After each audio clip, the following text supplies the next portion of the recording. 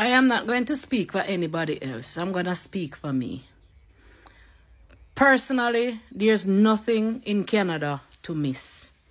When we were growing up, we were cultured that foreign is greener pasture, and America, Canada and England are greener pastures, and everybody wanting to go.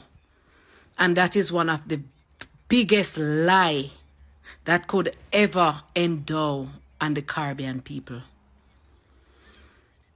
Caribbean people rich in love, in help, in kindness, in being your brother's keeper. That is not in first world country. What happened is that they trick us, tell us to go to America to work because of green pasture. And they build up these expensive houses and charge us 250,000 Jamaican dollars, which is 2,000 odd Canadian dollars for rent. And then we have to pay those big rents, and those persons move to the Caribbean, buy houses at the waterfront, and have us maintaining their lifestyle. So they come to the Caribbean, they open up businesses, they buy out the hotels, and all of them are in the Caribbean running wholesales, running hotels, running restaurants, whilst we are the slaves in their country to help them to make their dream come true. Going to Canada was one of the biggest mistakes that I could have ever made. It not only damaged my physical health, but I was very close to getting mental health. I am not talking about anybody else. I am talking about me. The best place to live is Jamaica, is the Caribbean, is to identify with your people, is to speak the same language. If you want a little water, you get a little water. You can get a piece of breadfruit, you can get 2 tomatoes. If you're sick, you can call your neighbor. There's nobody in Canada to help you. The only thing that Canada have is snow, taxes, and high rent. And silent racism. So no, to answer your question, I forgot to not answer your question. No, I don't miss Canada because there's nothing in Canada to miss. Going to Canada was one of the biggest mistakes that I have ever made, and it cost me my health. Yo, I couldn't wait to get home to make this video. I've been holding this back for far too long. I want to ask you people a few questions. I want to ask Canadians in particular a few questions. I live here with my family in British Columbia, Canada. The question is, why when my kids go to the playground, why is it that no white children want to play with them?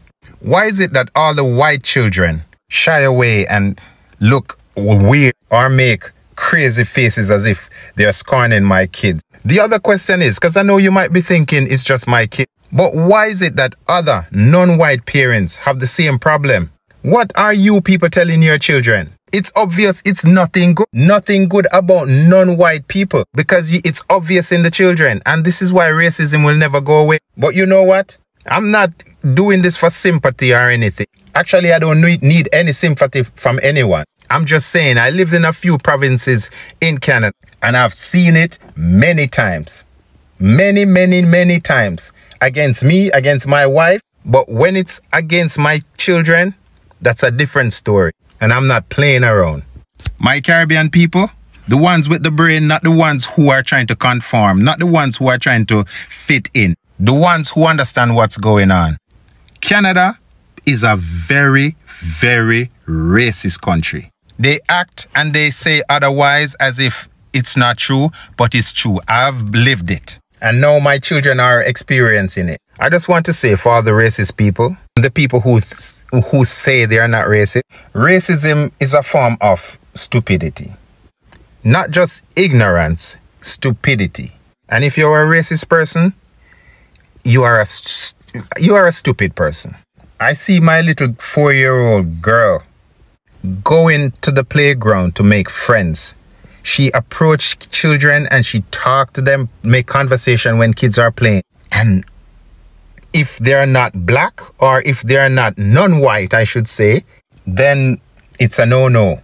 The kids are like acting as if they're scorning my children. Growing up in Jamaica, I know that kids, not just Jamaica, I'm not stupid. I lived in the States too. Kids play with kids. They don't have to introduce themselves to each other. They just see an opportunity to play. But not these children. What is happening? What is happening? What are the parents doing? What are the parents saying? What are the parents telling the kids about black people, about Indian people, about brown people? What are the children, what are the parents doing?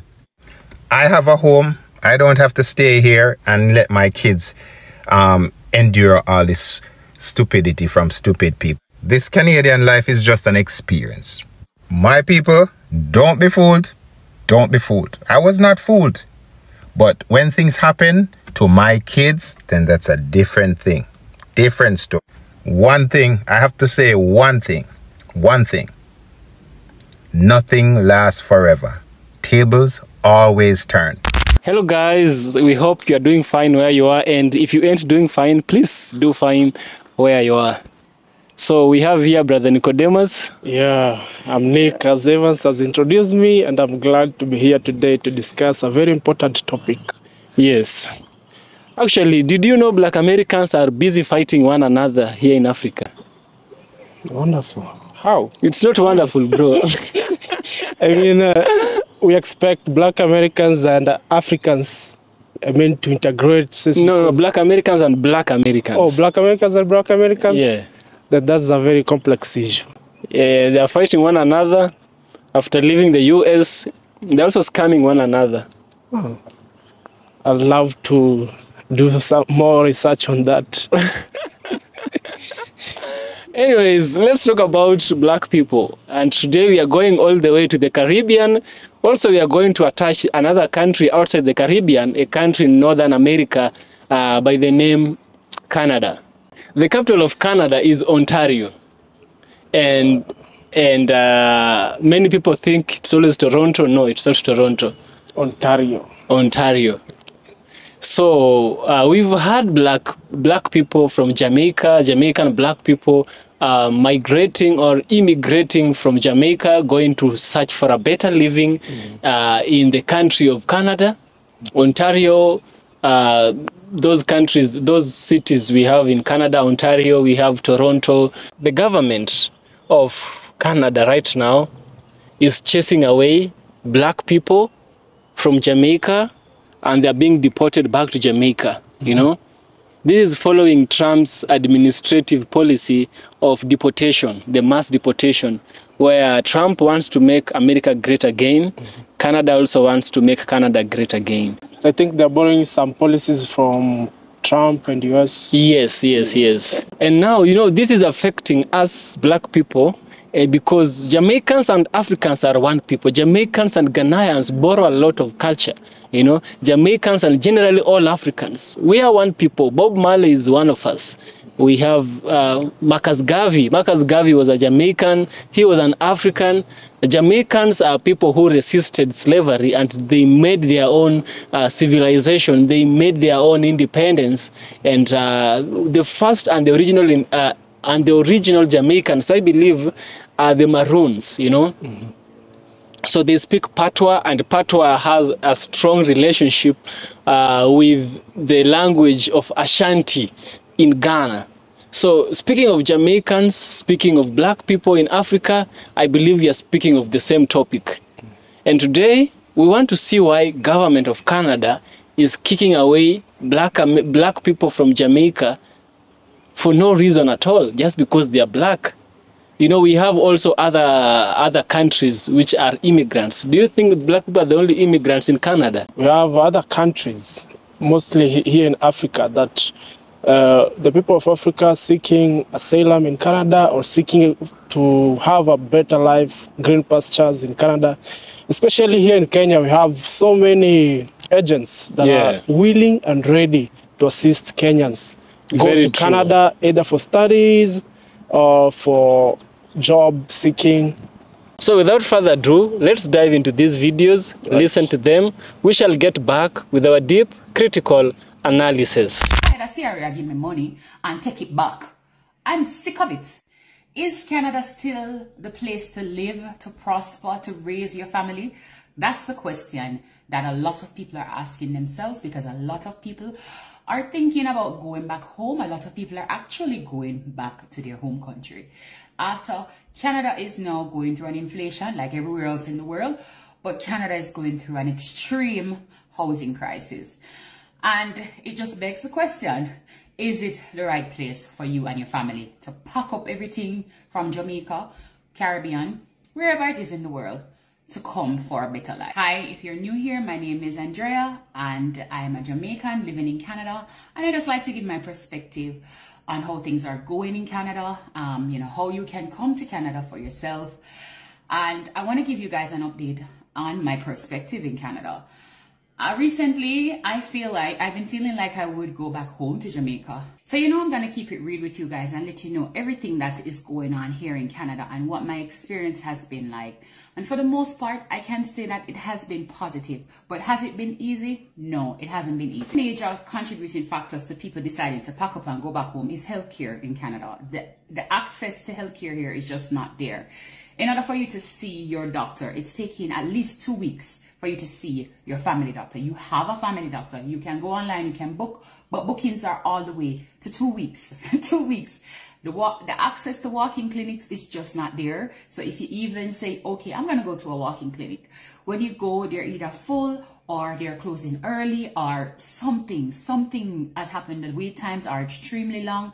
If you go to the hospital, I had to take Jada to the hospital the other day, and it took me 16 hours to get through at the hospital with my little baby girl.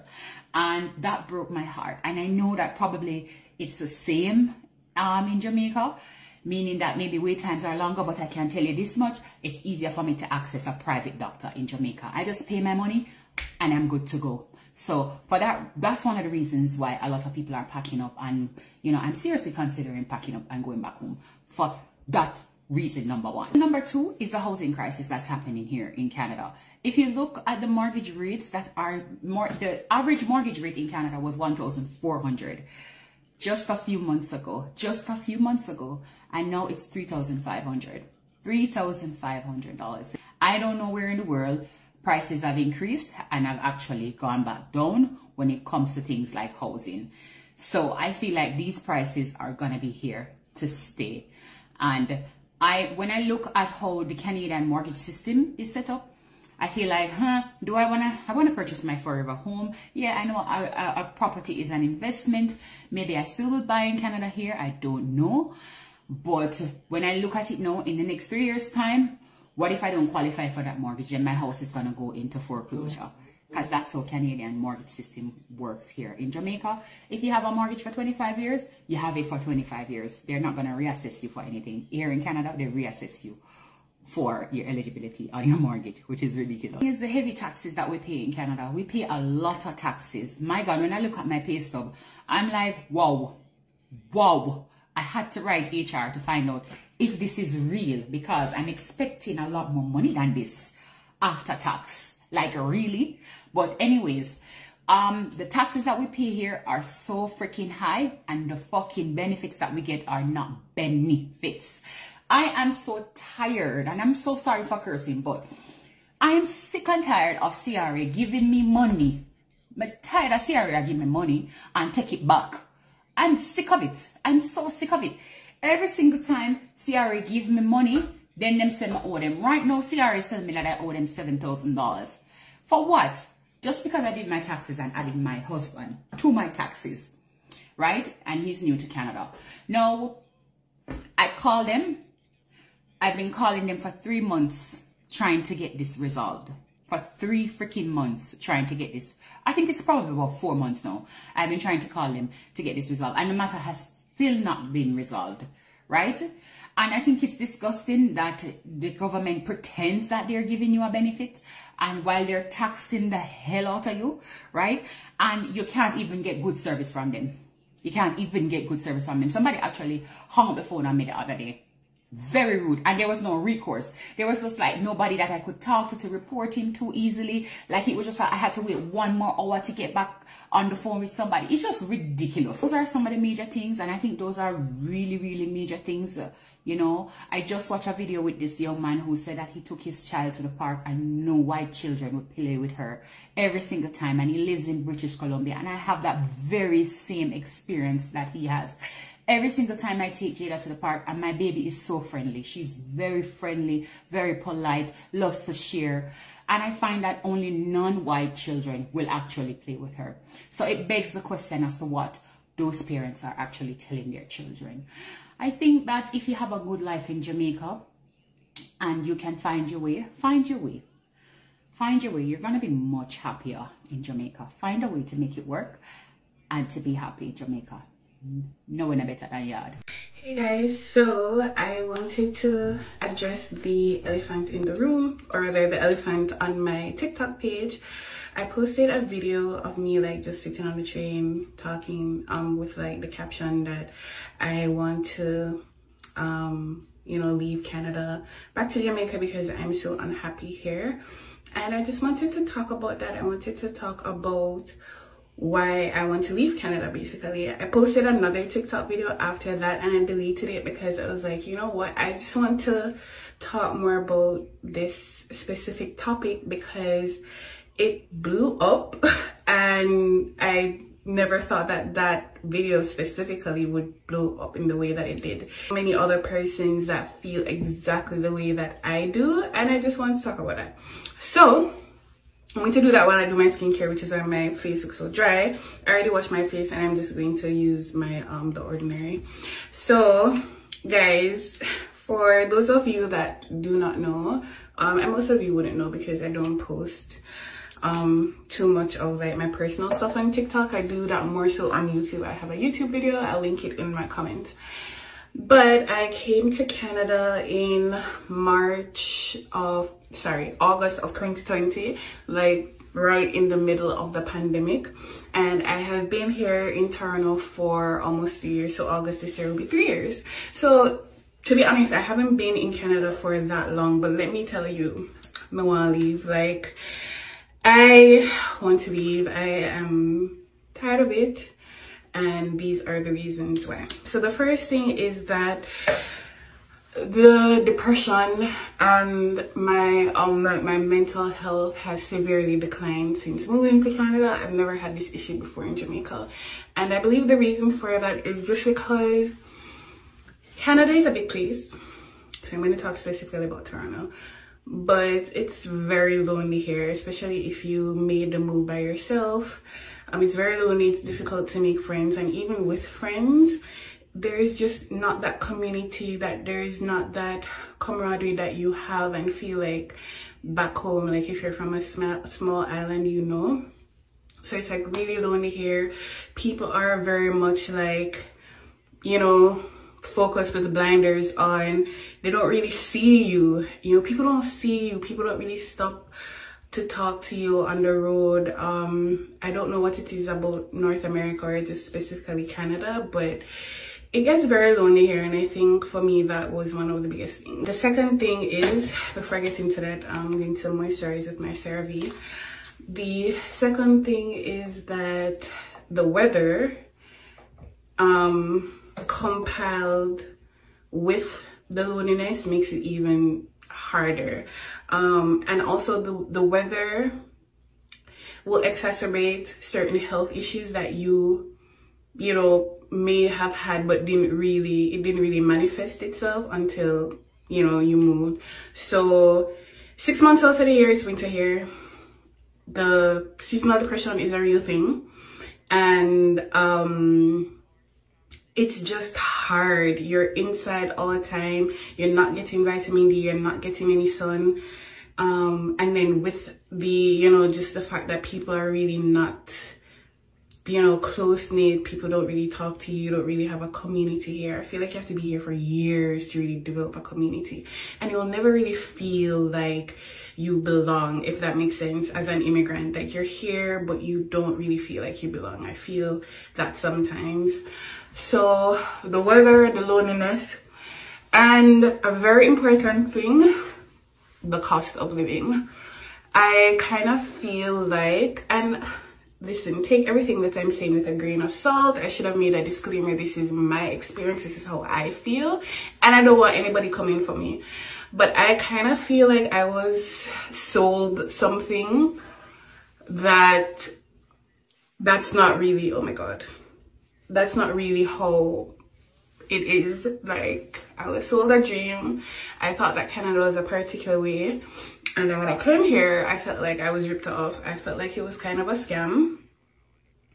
And granted, things have changed significantly and drastically over the past few years, especially after the pandemic. But boy, when I tell you, the cost of living here is ridiculous. It's ridiculous. Rent prices right now in Toronto average $2,000 to $2,500 for one bedroom, $2,500. And when you compare that to the average wage that person's making in Toronto, which is around $45,000 to $50,000, that makes no sense. An average person in Toronto, an average single person living here will never be able to purchase their own home, and that's a fact. And even if you have a partner, it still would be very, very difficult, and you're going to be house poor. Food prices have risen significantly, and granted, that is there. That's present everywhere right now because of inflation, but coupled with the rising rent prices and just like overall cost of living, just to live, right? It's crazy. So I feel like at this point, like I made the move for like to get a better life and new opportunities and stuff like that. And to me, it's like, it's not really working out the way I thought that it would be. So I'm like, why am I here? The point of all of this was to come to make a better life, like to be able to afford certain things that I wouldn't necessarily be able to afford if I was in Jamaica. But honestly, it's just not giving. I'm gonna put on sunscreen. So another one of the things that made me really want to move back to Jamaica rather, is just because of the fact that it's also difficult to find a partner. The dating scene really sucks, and when I tell you it is difficult, I've actually done research on why it is so difficult to date in Toronto, or just the pool is empty. I don't know why people are in the pool, but the people them don't make no sense. That's all I have to say about that. It's really difficult to date here and to like find a partner if you are single, and you know that adds to just the loneliness, the sadness, the depression, whatever. Taxes are really high, and that adds to like the overall cost of living.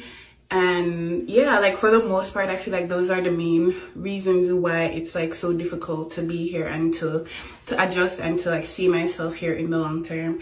Granted, like I am trying my best to be here and to live and to like explore and to experience everything that this city, this country has to offer, and take advantage of the benefits. So with that being said, I mean, I'm still here obviously, but I feel like in the long term, like Canada may not be for me, and those are some of the reasons why. But in the meantime, in between time, I'm going to take every single thing that Canada has to offer, every benefit, every opportunity that comes my way. I'm going to take it until such time I'm ready to leave. So I hope you guys, for the persons that commented that they were feeling the same way, go and hold the faith. You know, just try to stay motivated, try to stay positive, try to meet people, try to go out as much as possible, especially now in the summertime. That's what I'm doing. And yeah, thank you guys so much again for the love and also the support on that video, and I'll see you guys. Now we are here to give our judgment. Very true. Are we here to listen or are we here to judge? We're actually here to react on the videos that we've watched, and I think our thoughts might help someone out there. Yeah. Yeah. First of all, I want to start by saying this. Many times you are told that the grass is greener on the other side, but no, The grass is greener where you step. It's you to pour water on it, and it grow grass, and it become green. The grass is actually bad on the other side. You might see it's greener, but it's because those people have made it greener. You can also apply the same where you are. I think one of the things that we can do, especially the Jamaicans, is create opportunities in their own countries. Exactly. Why go to another country where you're going to suffer? And this is a problem I've noticed with many black people. Jamaicans are black people. You know, we are quick to leave our homelands, rushing to the USA, rushing to Canada today. Tomorrow it will be another country where we have white people, you see? Wodemaya is a man who tells Africans and black people in general how the African continent is beautiful and how people are leaving those white countries, moving to Africa and establishing very important businesses, thriving businesses, and huge things that attract investors back to the continent, you know? It reminds me of what Akon said, Akon the musician. Nobody wanna see us together. He sang that one. Yep. Nobody wanna see black people together. Who is this nobody? And of course, those that are in power, those that are holding dominion of most of the countries, right to say the US and the West, right? yes. So I guess we should learn of what other countries have done. Yes. I mean, there's no country that sprouted as a world power, right? Yes. I think every person, every civilization started as a small thing. And if you try and look at it, you come to understand that there is nowhere where the black person is always accepted more than their country of origin. True. You see, the first man in the clip said that he would tolerate it between him and his wife, but he wouldn't tolerate it between those people and his children. True. You see, children are the boundary. You know, a child is like a machine learning tool, you know? That which you feed it is that which it recognizes. So when you feed a child abuse, when you feed a child racism, when you feed a child prejudice, when you feed a child colorism, and that is what they consume, and then later on, they come out to be narcissistic people in the society, psychopaths, sociopaths, serial whatever. It's always what we consume. It's always better to keep your children out of it. And many bad things come from the West, bro. Yeah, it's true. Just as the Holy Scriptures have said, teach the children the way they should go. And when they grow up, yes, they will not depart from it. Home is always the best. East or West, home is the best. Don't be so quick to throw away your culture and accept someone else's culture as your own. You see? Culture is what I'm talking about here. You see, many people, they leave Africa, they go to the West, they are proud that they are there. They will show Instagram photos, fake Instagram photos, fake lifestyle, driving cars which are really not their own. Perhaps they are their own, I don't know.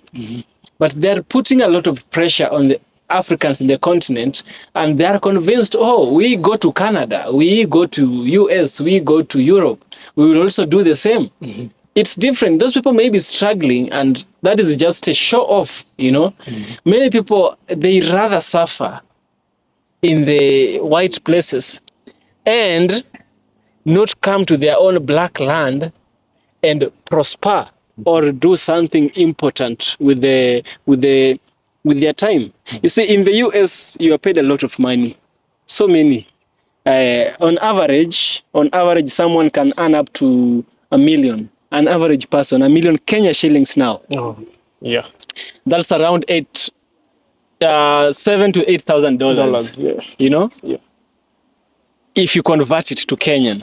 But now the problem comes here. You make a lot of money and the bills also grow fatter. You have housing, 2,000, maybe 1,500 dollars Dollars per month. You have electricity. you have gas, you have, there's so much that is going to take away from your money. You are left with nothing. You're left, you have to be always grinding. Yes, you have the best roads.